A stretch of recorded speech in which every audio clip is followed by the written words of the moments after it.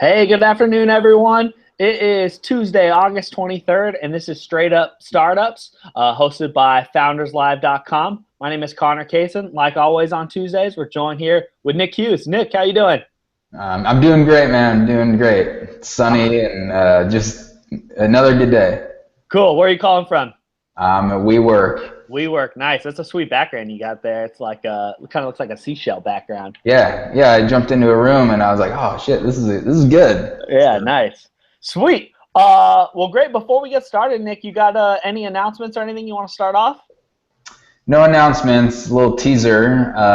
Think there's some things developing that I can't wait to talk about, but it's gonna be into September before I might be able to share anything. But had some great conversations this morning, and things are moving forward. Well, where should we be if we want to be on top of those announcements? I haven't even thought of that yet. Probably Founders Live, but that's down the road. All right. Well, great. Before we start here, I know you're joining Happy Hour. What are you drinking? This is a Sea Pine IPA.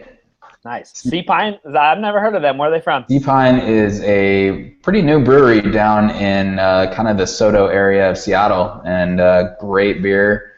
They have kegs here at WeWork, so I enjoy it. Sweet. Excellent. Well, I'm on the tea kick today, drinking some Chinese oolong tea. Cheers. Cheers.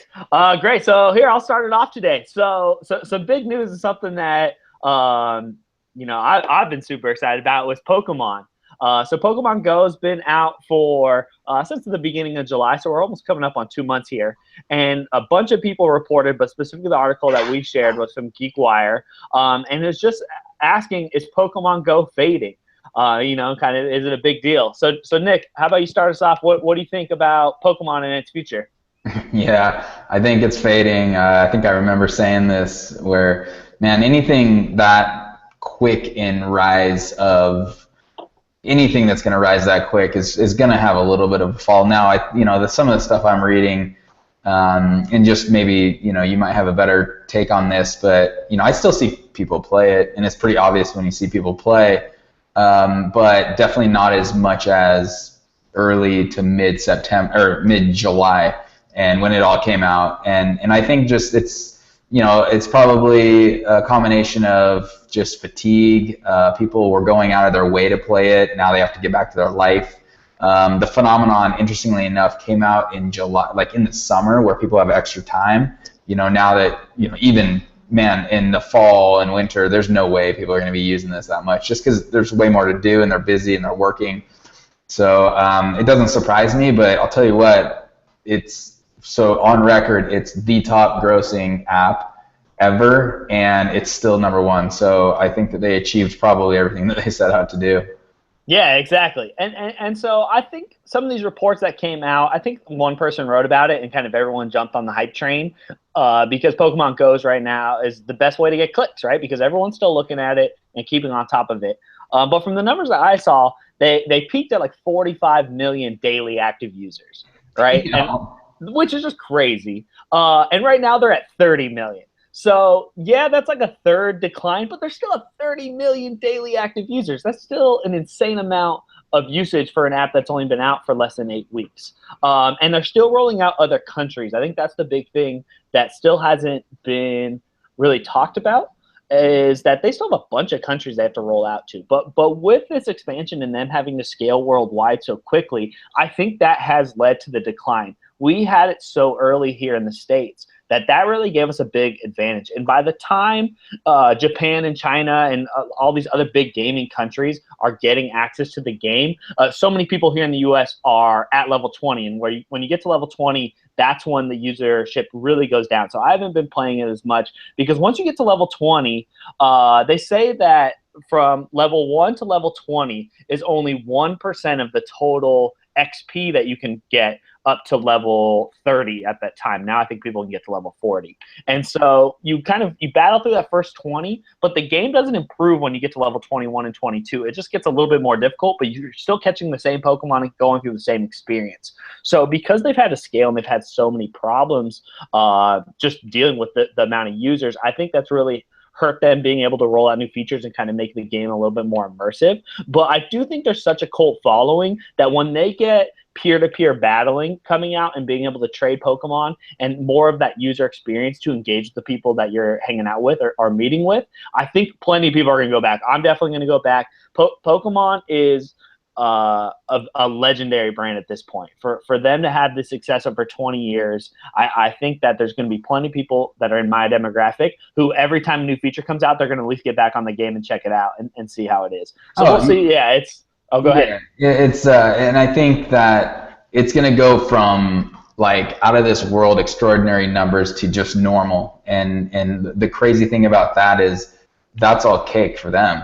Yeah. You know, like think about that. This launch and all the revenue that they generated from the last 2 months, and then now it'll just kind of filter into more of the established user base and consistent use.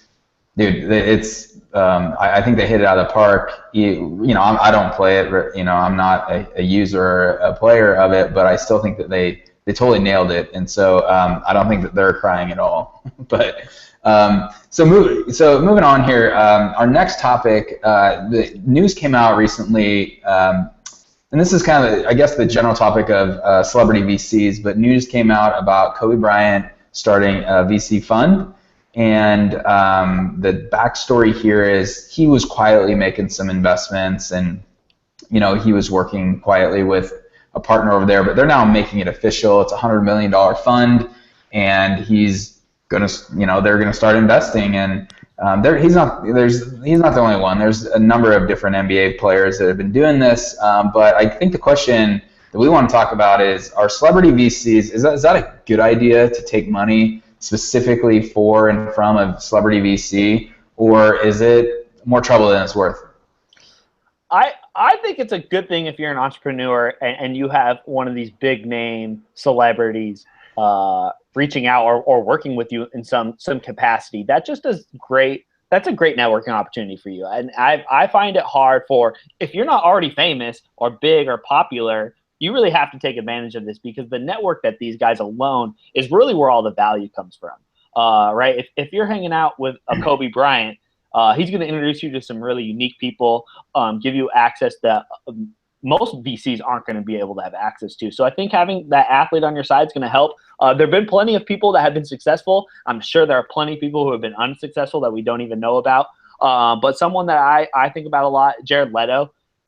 He's kind of a celebrity. He's had multiple successful investments, and I'm sure he's got plenty of bad ones. Ashton Kutcher, obviously, is very well known for being the celebrity. But some of the other athletes, Russell Okung, I think he deserves a lot of props here in Seattle, because his fund goes specifically to providing opportunity for students and changes within the technology industry related to diversity. So that's something that I give a lot of props to him over a lot of the other famous athletes, because he's actually investing his money for the greater good. It's not about investing in a tech company that's going to 10x later. He's actually about investing in people that are going to provide a better opportunity, country, world, and better life for everyone around us. Very good points, man. Yeah, my perspective is just coming from, you know, really specifically a founder, CEO that most likely, you know, it's funny that we're talking about Kobe here, is some of the things I caught coming down the line could end up coming into his, you know, his viewpoint. So I would think, I look at and treat this sort of investor really the same as any other, which is, are they going to add any value? Are they just money? And clearly he has the money. He brings the name, but what is he going to do? So if he was sitting right across from me right now, I would say, Kobe, what do you bring that investor over there doesn't? And I'm looking for things like I will bring to the table XYZ people or these sort of organizations, and I will hold him to that. And let's say I do take money from his firm, I'm going to be on the phone with them all the time demanding that they follow through with what they said. And so I think as a celebrity VC, you know, yeah, you look at Ashton Kutcher, because of his name, he's put himself in some pretty significant deals. But dude, I don't know if you read that article where, I mean, he's going to make, his fund will make hundreds of millions of dollars, like 10, probably 20x what the fund was they will return 10 to 20x. He'll make more money from investing in, I think it was Uber and Twitter were his big main ones. He'll make way more money there than he made as an actor. Yeah. And so him getting himself, but he's done a lot of work. This is not just like, hey, my name's Ashton, like I want to put in money. He's done a lot of work in this area, so he's adding value. And so I think Kobe specifically, is he ready to roll up his sleeves and do some work? That remains to be seen. But I think if you're in sports specifically, he's probably a good person to connect with, and he clearly is like known all over the world. So yeah, I think if he can add value, that's great. But that's what I would sit down and ask. Yeah, I think it's really important, and I'm sure that these guys are trying to get really smart people around them because yeah, they're just a face in the name. They don't do development. They've pretty much never ran any businesses before, so they don't really have that aspect. I think these guys are really in there because the network is so important. But I was impressed with Kobe. I think he brought in his partner. His name's Jeff Steibel, and he's a brain surgeon or a brain scientist, as what he says. So he has a pretty big background in successful companies, managing companies, being a CEO, taking companies public. I think in 2007 he was the youngest public company-owned CEO in the country, which was really impressive. So I think he's got good, important people around us. Last thing I want to say about Kobe is Los Angeles May tomorrow, 8/24, August 24th, Kobe Bryant Day. So props Kobe Bryant. I'm from LA, so I love that guy. But yeah, moving on to the next one. So last week and going into this week, there was a lot of ripples between Uber and Lyft. And a lot of bad press, I guess you could say it's bad press, about Lyft coming out and looking for a buyer and kind of being eager to sell off their company. And so their CEO today, their president, John Zimmer, came out and debunked all of those rumors that came out and was blaming Uber. So Nick, I want to know what you think. Like, do you think that Lyft is really in trouble? Yeah, that's a good question. What we don't know is their numbers, their runway. Clearly, they're the second player, and also it's arguable that on the worldwide level, which slot do they fill, right? So I think that there's more worry there than looking at Uber or Diddy or others.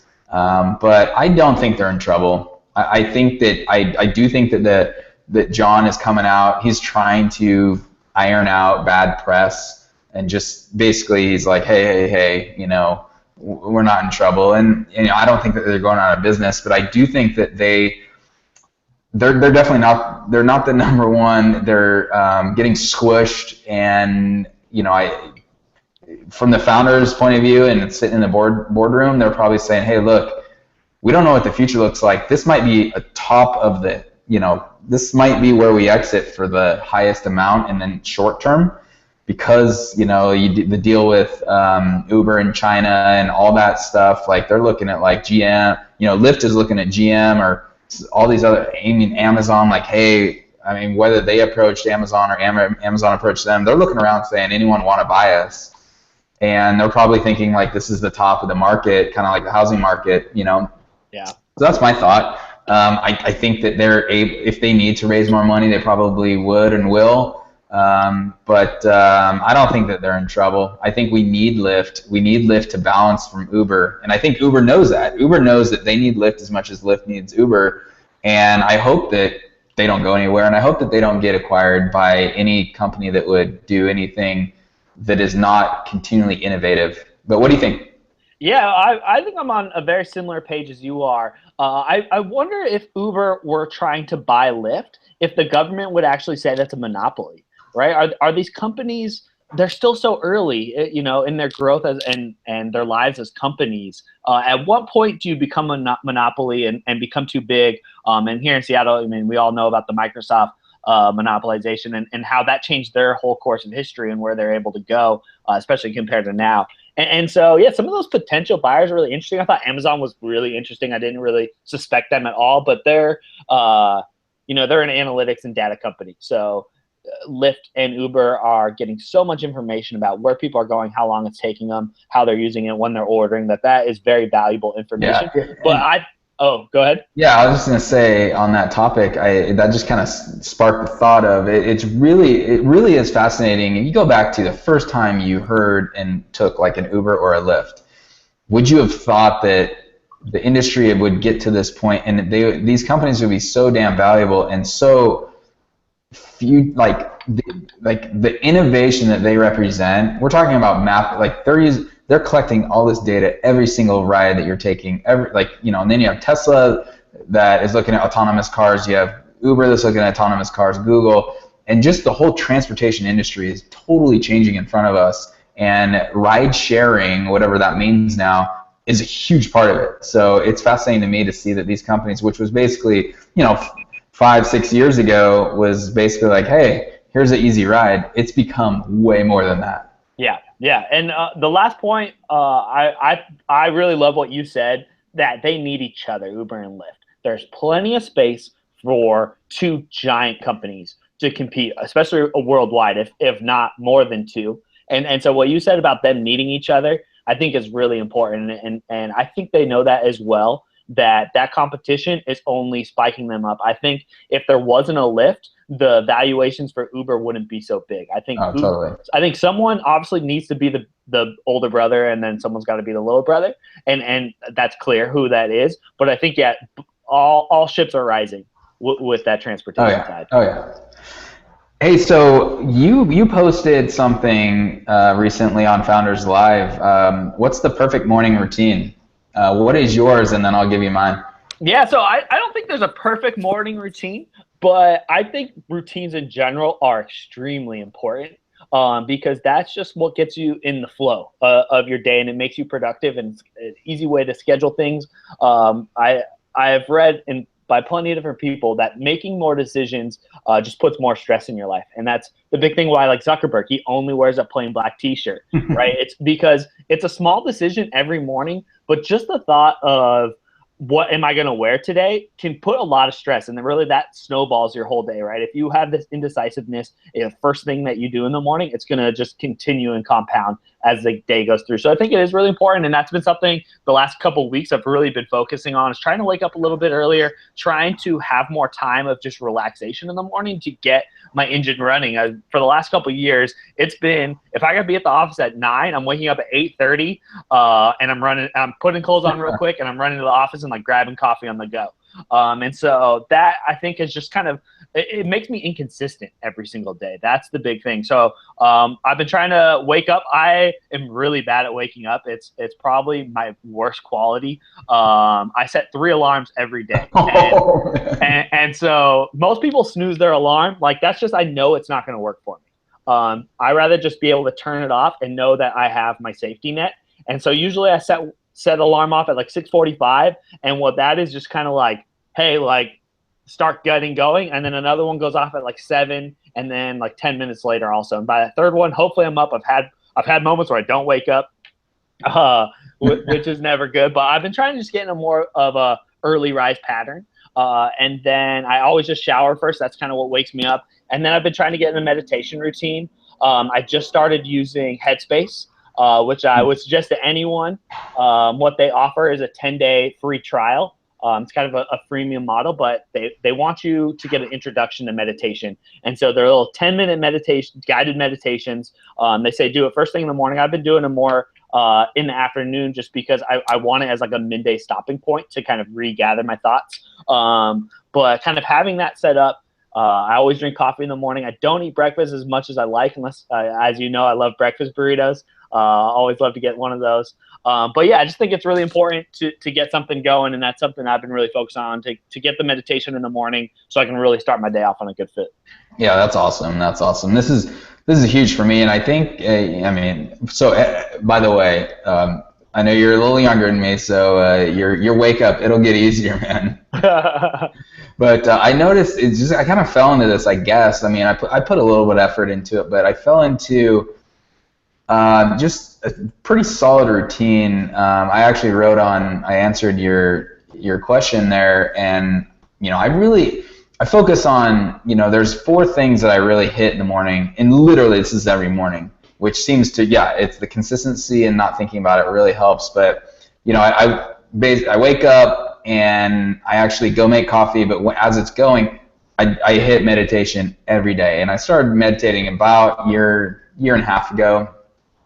Yeah, actually about a year ago now. It was last summer. And it's just changed my life. It's awesome. It really helps you stay centered, and it just calms you, and it allows you to think about the moment and what you're going to do, like what is today about.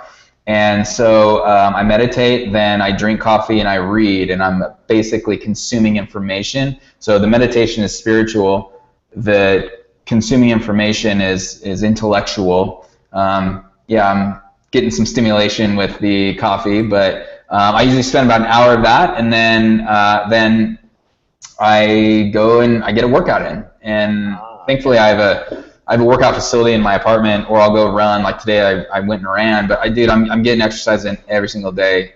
If, maybe miss one at the most 2 days a week, but that consistently, that's the physical. And then I go get ready, then I eat, so I get nutrition, and I'm basically out the door by 9:30, depending on the time frame, it's between 9 and 10. And man, I'll tell you, starting your day that way, you've meditated, you feel full, you have exercised, you have consumed information, you've eaten, and you're like, man, all right, what are we doing today? And so that, to me, rather than think about the wake up at 8:30 and rush out the door, and you already feel like you're behind, which psychologically totally throws you off. And so I don't know, whatever, my routine's my routine, but people should find what works for them and feeds them and energizes them to put forth the best day possible. Yeah, I have two questions for you, Nick, just to kind of expand on this topic. One, what kind of coffee do you drink? Do you brew it yourself? Do you have a Keurig? Do you French press? What specifically do you do? And also, when it comes to working out every day, I know you have like a personal training background, so you're probably a lot more knowledgeable than a normal person. But what can like an entrepreneur do that doesn't know anything about physical fitness, but they know it's important to get some exercise? Should they just run? Should they do cardio? Should they lift weights? Do you have any type of routine that you do every week? So first off, I actually end up buying Starbucks coffee, and I grind it and brew it myself. So pretty basic stuff, but home brew. I enjoy cream in it as well. So I do the home brew stuff, right? On the second question, if you're coming from you really don't exercise, I would say identify like 3 days a week, Monday, Wednesday, Friday, and start by just doing a 20, 30-minute walk outside in the morning. The morning is better just because you can get it done, but scheduling, you can think about that in a different conversation. But I would just say 20, 30 minutes, start with walking, and the whole point is to get the routine, and again, we're talking about morning routines, but get that in your day. Then you can progress to, okay, man, I'm going to do some strength, or I'm going to go work out at a gym. But, when I run outside, and, I actually live in Lake Union area, and I'll run to the Mohai, and I do an outdoor workout. I'm the dude doing push-ups out there and lunges, or I do a full body workout, and then I run home. And so I get creative on that, but I think that the basic is do whatever you can accomplish, and do that consistently in the week. Monday, Wednesday, Friday, that's easy, right? 3 days a week, boom, boom, boom. And then just get moving. And as you get moving and the habits there, now you can start working in additional higher intensity things. Yeah. I mean, and I go ahead. Oh, go ahead. Computer malfunction. And I think the morning to me is always that time where I can make extra time in the morning. And I think that's why the routine is so important, that if I look at my day, whether from morning to evening, it's so easy to just go, I can wake up 1 hour earlier. right? Instead of waking up at 8:30, I can wake up at 7:30, and then I can accomplish a lot more, and maybe make myself productive. Or by the end of the day, you're tired, you're exhausted. It's really hard to get those things going. Yeah. But yeah, so the next topic was an article from Fred Wilson, ABC.com, and he talked about VCs. So this guy didn't look up who Joe Fernandez is, but he had a tweet that said, too many young entrepreneurs talk about VCs like they're heroes in their blog posts or scripture, which is really true. I know we talk about them all the time here. And so, Nick, what do you think? Should VCs be, put on these pedestals? No, the short answer is no, and Fred's exactly right. But so Joe Fernandez, I believe that he founded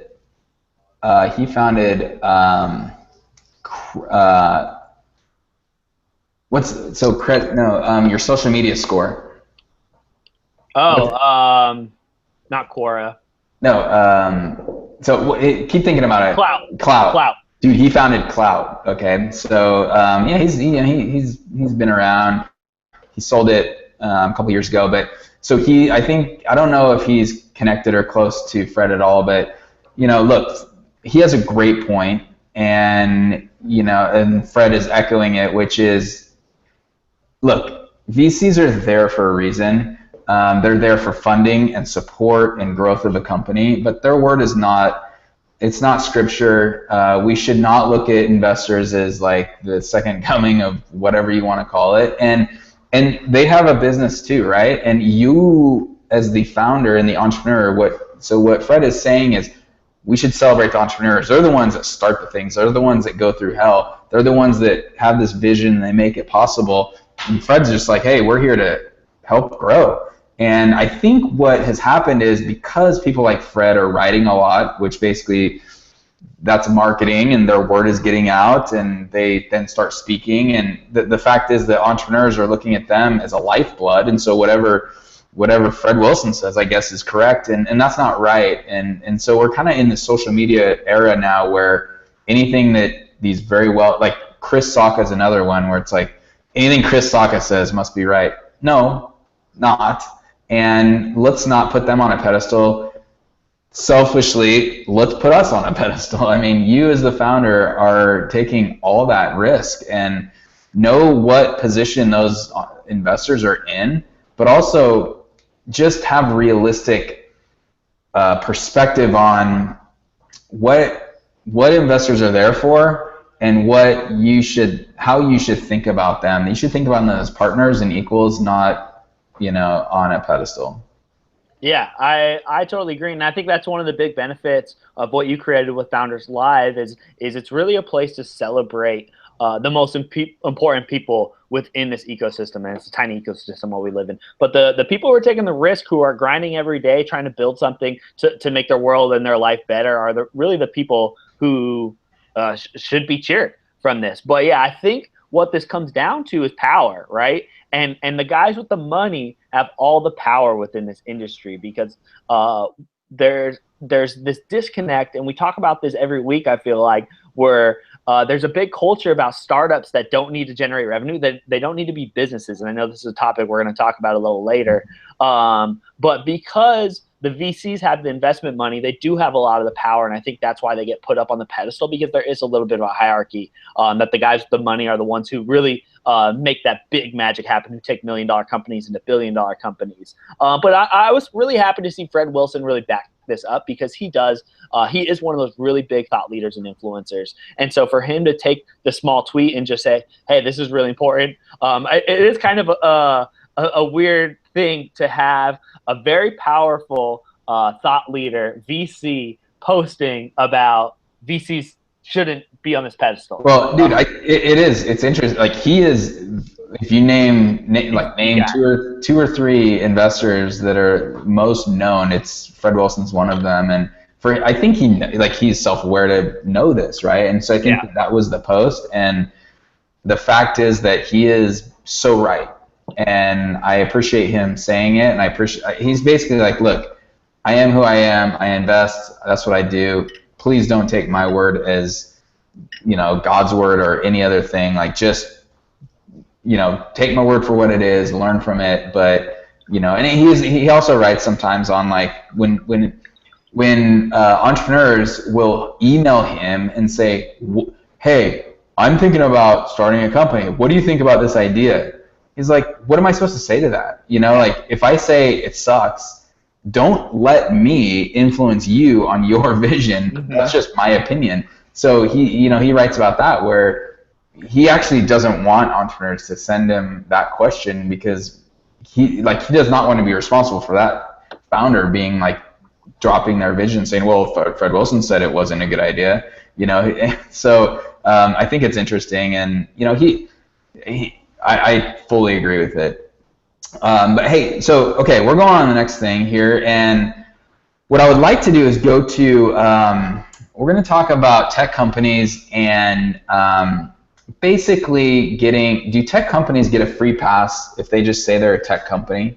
We're now in an era where this whole thing where, look at Theranos and their whole issue with, the I guess you could call it skirting the, federal government or the testing, or are they even truthful in what they do? Just calling yourself a tech company, does that mean you can like skirt regulation and the government?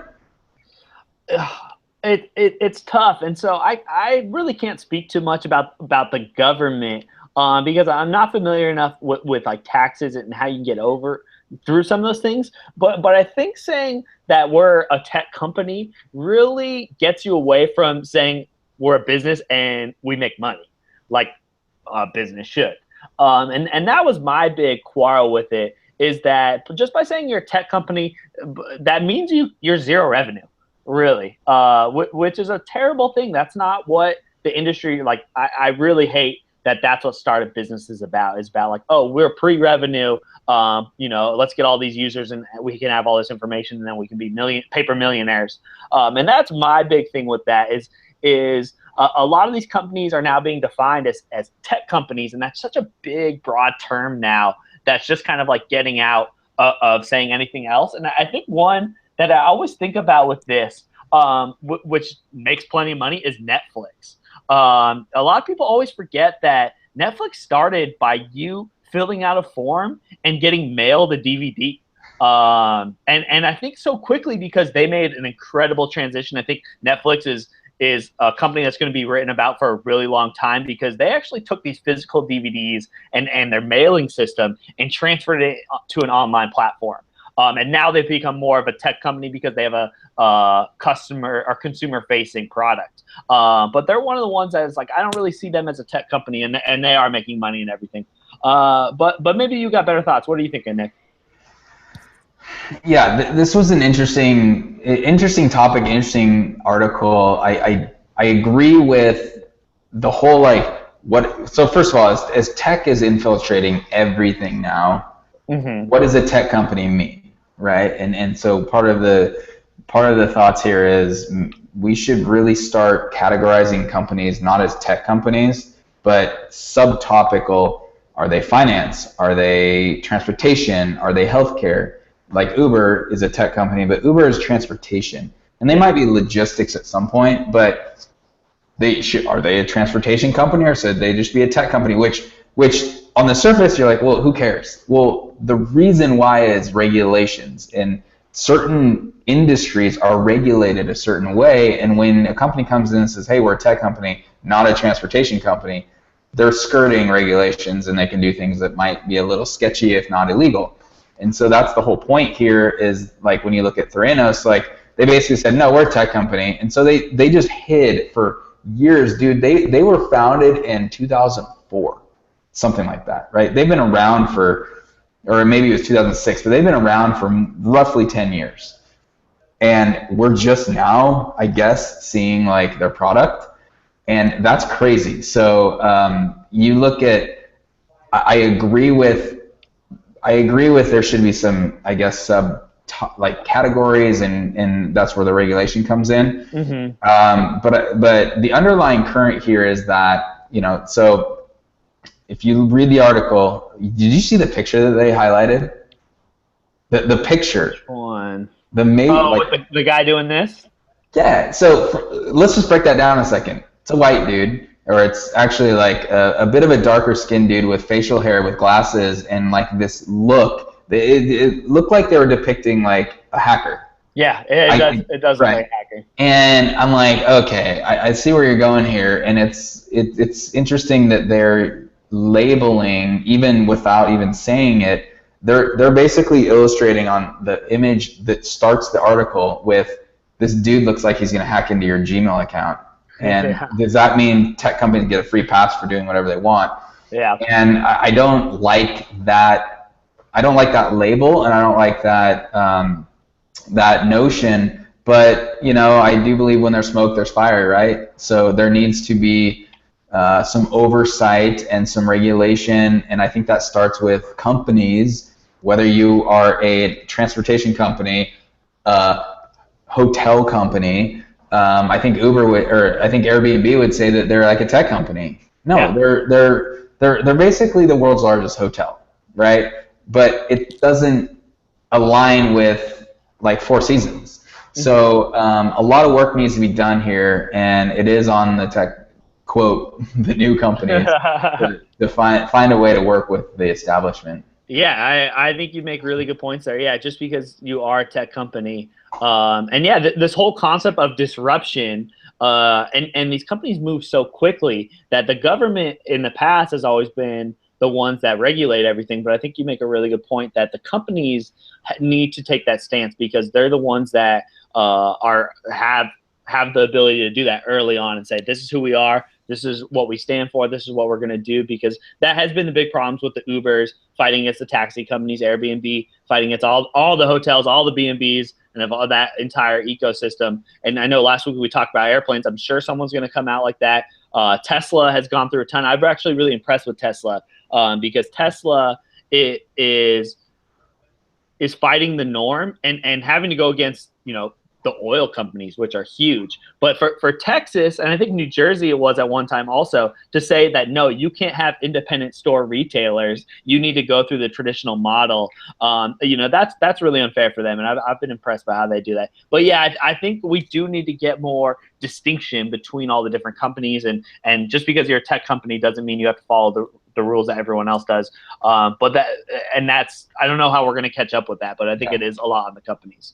But yeah, next topic comes from saleshacker.com, and you shared this. The author's name's Lincoln Murphy, and the title of the article is The Acute Pain of Closing Bad Fit Customers. And what his big thing there is how bad it is for your company when a salesperson signs up a person or a customer that isn't a good fit. And a lot of times that happens because the salesperson is very independent. A lot of times how these organizations is they have someone who generates the lead, who passes the lead off to the salesperson. The salesperson makes the call, sends the email, gets the person on the phone, does the demo, whatever it is to close them. And then once they close and they, sign the pen or they sign up, whatever it is, they pass it off to a customer success manager who usually does the training and then also has to do all the customer service, or there's another support team that does that. And then they have to do the renewal, right? So if it's a 1-year sign up, the customer success person who's built the relationship has to do with the renewal and deal with that. And so the question here is, how do you identify a good or a bad customer? Yeah, you just laid it out very well, and just the fact that sales is incentivized maybe differently. They have different incentives than customer success and retaining that customer. And so the simple answer here is the organization's responsibility is to more clearly lay out, here's our ideal customer, here's here's their the value proposition, here's why they appreciate it, here's what success looks like.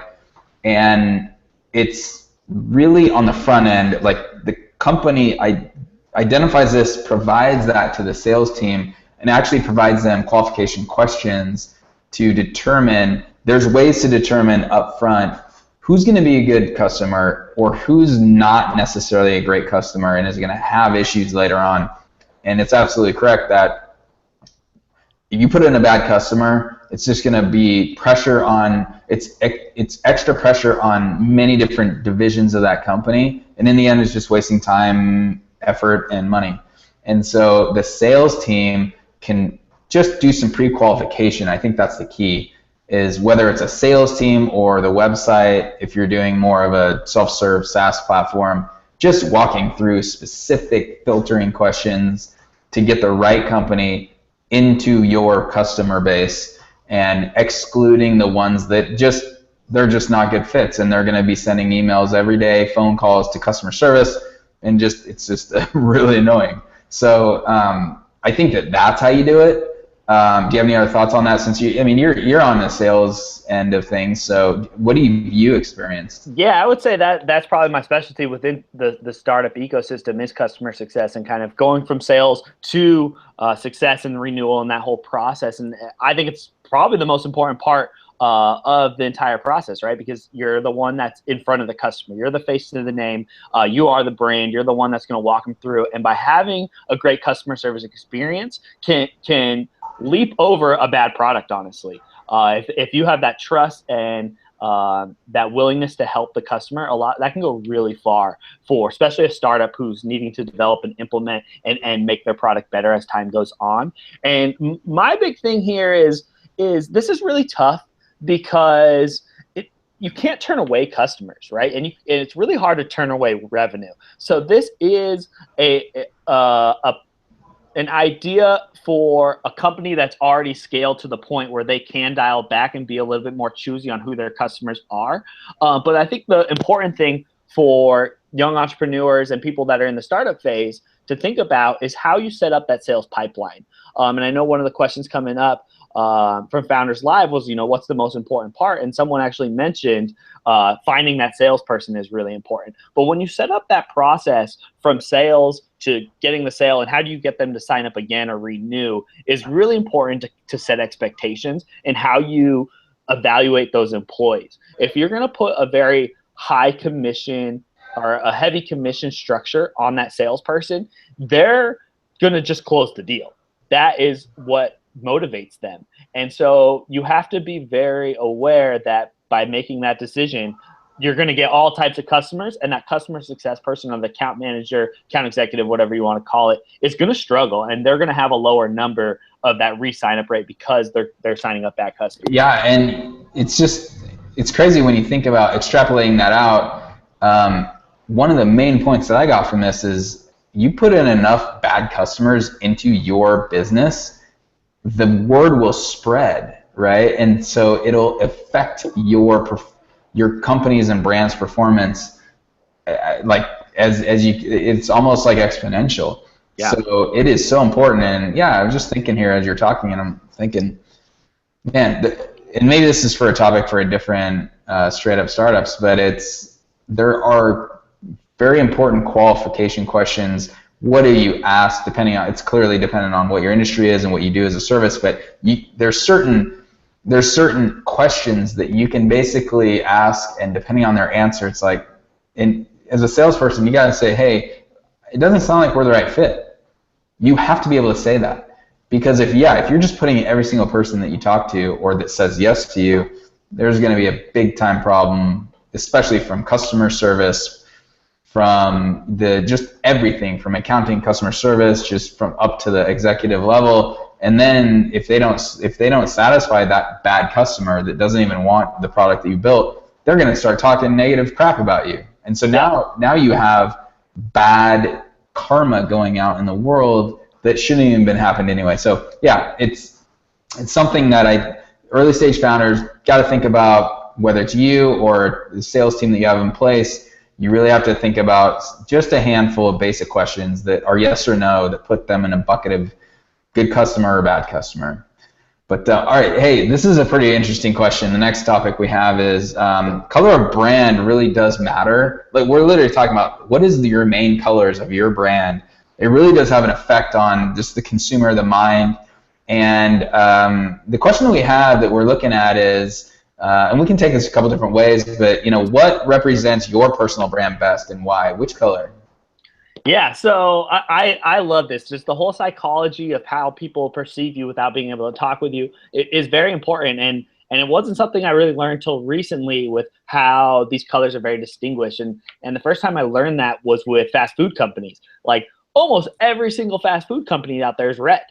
because that really like gets you hungry and has that urgency feel to it. And I thought that was very, very interesting. But personally with me, I really say I'm more of an orange. And what they say associated with orange is it's fun, warm, and enthusiastic, and kind of that passion and excitement that I bring is really one of my stronger qualities. And so when I think about me, I get that sunshine quote, right? Just bright, sunny, got the smile on. I think orange really fits who I am and kind of how I carry myself. And I think if people saw me that way, I'd be happy with it. Nice. Yeah. Every time I see Connor, I'm gonna think orange now. A little orange. I thought this was really interesting, and I'm pretty familiar with it based on the research I've done with some of the companies that I've created. And I mean, I tell you what, when you start with a piece of paper and you try to brainstorm a name, and then you try to brainstorm what the brand is going to be and the logo, you start looking at colors. And so there's a color wheel, and there's associations with every color based on psychological studies. And the color that I reside most with, so I would say my favorite color is blue. And I think the blue, when you look at like Facebook or LinkedIn, there's a trust and an honesty and authenticity about the color blue. So my color favorite is blue, but I will answer this with actually Calling It, the sports app that I am releasing, myself and my co-founder releasing in the early weeks of September. Remember that. We have chosen red as our color as well, and red is just, it's energetic, it's urgent. It's, when you look at like sports companies, especially like ESPN, it's red. When you look at Netflix, red. And it, Calling It, it's going to be red. And Calling It is a sports application that you can predict or call anything that you anticipate happening in a sporting event. And so it's this really fun application for sports fans to compete with their friends. And so it's urgency. It's not gambling, but it's in that direction of you're going to predict what you think is going to happen. And it's sports. And so we chose red, and I think red really does fit the experience and the mentality that you're in when you're going to a sporting event. So yeah, I think for Calling It, red's perfect, because Calling It, kind of that whole platform is about like getting the pick in, right? I like, oh, this is what I think. I need to make sure I call it before it happens and get it out there. So I think that urgency really is a perfect fit with red. To brief anyone that's listening out there, just to know, blue is obviously, it conveys honesty, trust, dependability, very common, especially with tech companies, Facebook, LinkedIn, Twitter. It seems like all the social platforms are blue. Pink and purple is just a fun, feminine, youthful, frequently with beauty products. Green is about good, healthy, organic, conveys relaxation, nature, environmental issues. That's Whole Foods, Animal Planet, Starbucks. Red is high energy, urgency, boldness, Netflix, Levi's, Calling It, ESPN. Silver is more of a sophisticated, classy look, a little bit of mystery, which I thought was interesting, is Wikipedia, Toyota, Apple. I think Apple's a great one, and they've really stuck very well with that like white and gray context. Other ones are black, which is associated with elegance, boldness, power, sophistication. The New York Times, Nordstrom, Chanel, very elegant companies. Orange, fun, warm, youthful enthusiasm. Blogger, Nickelodeon, and Fanta. And last one is yellow, which is cheerful and optimistic. Cheerios, Best Buy, and Nikon. But yeah, highly suggest. I think it's really important when you're thinking about your brand to think about your color and how people are going to perceive that color. But for our last topic today, Nick, we're talking about Amazon. They just kind of made a bunch of headlines earlier this week because they are, I guess, trying out this concept of having an entire team work part-time, but they're working about 30 hours and on a block schedule. So everyone on the team is going to be at work in the office from 10 a.m. to 2 p.m. every day. But that's only 20 hours. The other 10 hours a week are flexible. So you can come in early, you can stay in late. But what the benefit is, they're going to be working less hours, which most of these are developers, so they're probably still making good money. But they're going to get full-time benefits, which is really unique. And so, Nick, what is your idea? What do you think about this concept? Do you think it's going to be something that turns into something more? Or do you think it's just a big company thing? What are your thoughts? when I read this, I was like, man, I've got some conflicting thoughts, but I think in the end, I think it's a good experiment. Part of me is like, is this knee-jerk reaction to the article that blew up around the world that talked about Amazon being this just, the work environment and how bad it is and how short time that people actually stay there as an employee. And it smells a little bit like, fine, all right, we're going to try this, and it's kind of a knee-jerk reaction. But if you dive deeper, I actually do look, flexibility in schedule is so important. And when our industry, again, tech industry specifically, when you look at the issues with male and female and trying to attract high talent that might have children, families, other responsibilities in their day, providing a more flexible environment for them to work and have schedule, I think is great. I think that actually the hours. So there's a founder here in Seattle that I'm very close with. He actually is a member. He's on Founders Live. He is raised money from some significant investors, and he told me, he's like, look, we have the core hours of 10 to about 2 or 3, and outside of that, you get your shit done. But if you're in the office between those hours, that's great. And so they're implementing something similar where it's not the hours that you clock in the office, it's getting your stuff done. And that also inherently means that you don't necessarily have to be on Slack at 9 p.m. answering stuff or sending emails at 9 or 10 p.m. at night.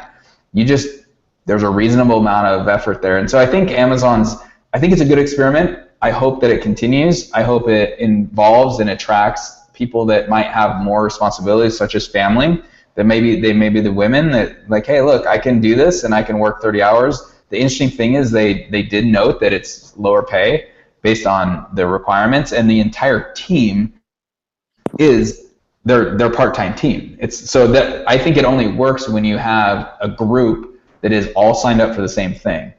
And so it sounds like they intelligently put this together, and my guess is it's going to work out. What do you think? Yeah, I do think that this is just a big PR push by them.